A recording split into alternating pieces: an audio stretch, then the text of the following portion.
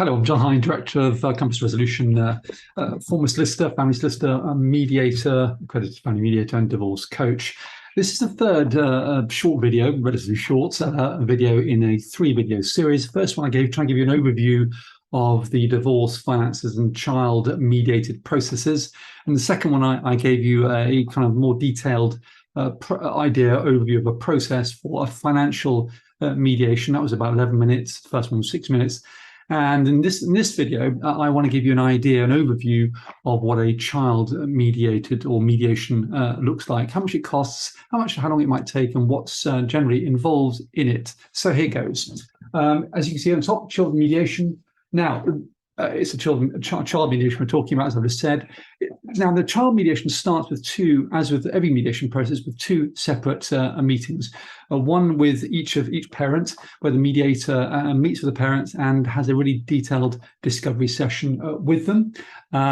In terms of the MIAM, I certainly ask each parent to complete a pre-mediation questionnaire, giving me some insight into what they're wanting, what they consider as their concerns, what they're worried about in terms of the other person, for themselves, and for the situation generally. And that gives you a really good basis for which to have that first pre-mediation information assessment meeting, which is normally about an hour long and generally costs around about £120, depending on the mediator. So here we are, £120, about an hour long for this mediation information meeting.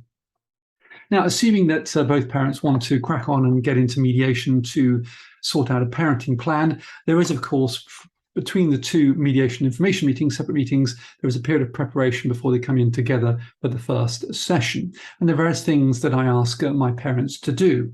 And I refer them to my divorce manual, but I ask them to complete a number of questionnaires and to be thinking about things very carefully for a number of reasons. So I ask them to watch and read and think about and prepare to communicate in mediation.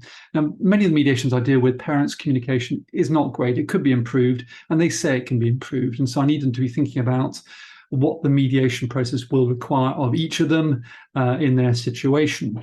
I need them to be completing a parenting questionnaire, which asks them to reflect on and think about, and hopefully raises their awareness and insight into some of the challenges that they might find, prepare the challenges they might find for themselves, and actually what the other person might be thinking about as well, and so on. So it kind of goes into the first, second, and third perspectives.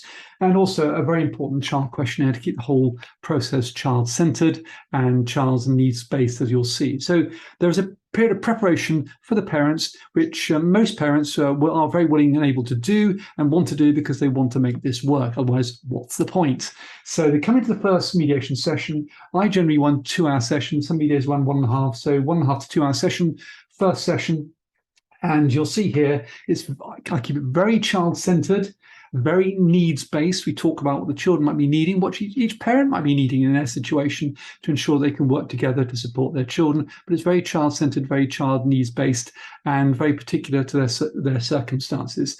And of course, more often than not, parents have a different view, different perspective, different circumstances. They think about things differently, maybe different parenting styles, and so on. So the whole process requires that each parent, or both parents, will meet to help the parents to explore options where they both get a chance to explore and express their priorities, what they're worried about, their concerns, and so on. So it's quite a detailed, in-depth conversation where they explore views, concerns, and options based around the children's needs and, of course, the parents' own needs, in the hope of trying to reach a parenting plan in the first session.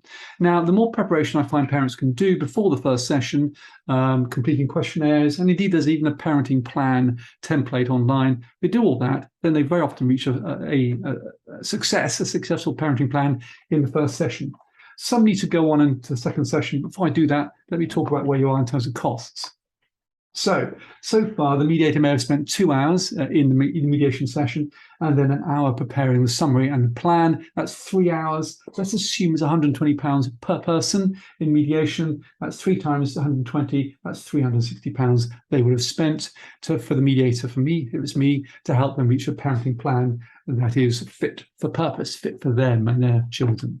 Now, if they can't reach a mediator's plan in the first session, we move on to the second session. I ask them to reflect on what was talked about in the last session. What do they learn from that? What they take from that? What preparation they need to keep doing or do in preparation for the second session to ensure to maximize the chances that that is successful.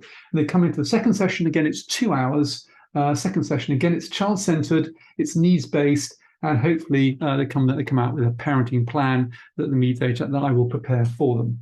Now, I also mentioned at this stage, in some cases where the children are the right age and appropriate age and understanding and so on, it might be necessary to bring in a child expert.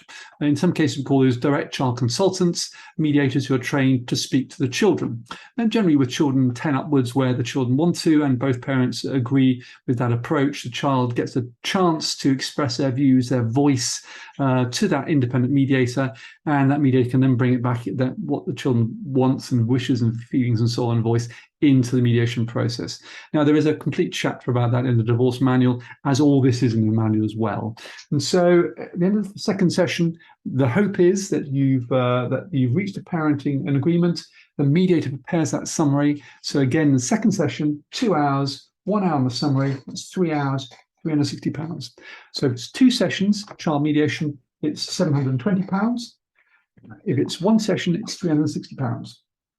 And out of that, and for that, you come up with your own detailed parenting plan, which of course adapts and develops over time. And so hopefully you've learned from the mediation process about each other and what you need to be doing to make that plan work for yourselves without having to keep returning to mediation. But of course, mediators, my door is certainly always open. People need to come back. Now, just before I end the video, I want to say something about the government scheme. The government is funding mediations at the moment, and everyone's entitled to this, a voucher of £500 where it's a child mediation. And that £500 can come off the total fees, the mediated fees, which of course is a significant amount of money. So make sure you make the most of that and speak to your mediator about it. Now, if one of you is entitled to legal aid, then of course that person gets the whole process free, and the other parent, gets the first session free and the summary free. Now, if both parents are entitled to legal aid, the whole thing's free. So again, check with your mediator whether you qualify for legal aid. And if that mediator doesn't offer legal aid, then you might think about going to see another mediator who does offer legal aid. It's a free service and obviously well worth it. So there you are. That's the child mediation. That's the process outlined. Those are the costs. In terms of time frame, it's very much down to you how quickly you want to get on with this. It can be days, weeks, and months in between sessions and so on. It very much depends on your circumstances. So I hope that's clear for now. I hope that you got a slightly better idea of the mediated child arrangements process. And anyway, that's this video of the third of the 3 video series.